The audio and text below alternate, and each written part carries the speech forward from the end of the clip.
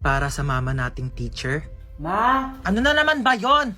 paano ba maglaban ng parang tumutunog pag pinitigan? Ito kasi yan. Di ba, hawakan mo to.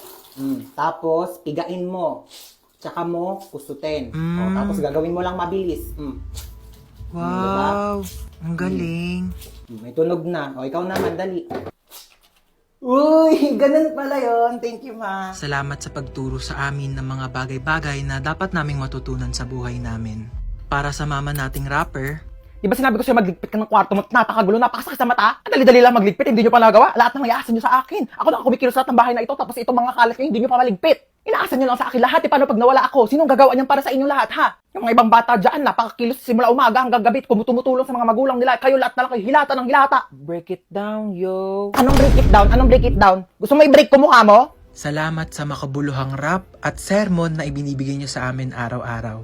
Para sa mama nating chef, Kakain na dito, baba na. Opo, wait lang po. Bumaba ka na dito at kakain na. Opo, ito na. Huwag nang pinag-aantay ang grasya. Baba dito, kakain na. Ito na, bababa na.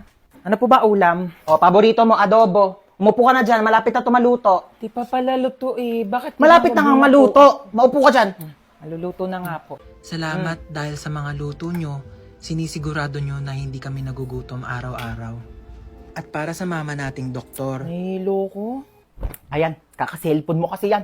Sinabihan na kita. Hindi ka tumitigil hanggat hindi ka nagkakasakit talaga. Tignan mo to.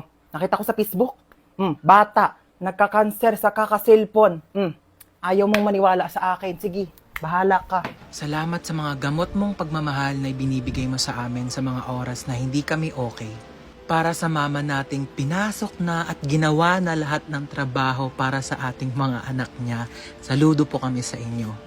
Maraming salamat sa sakripisyo na ibinigay niyo sa amin.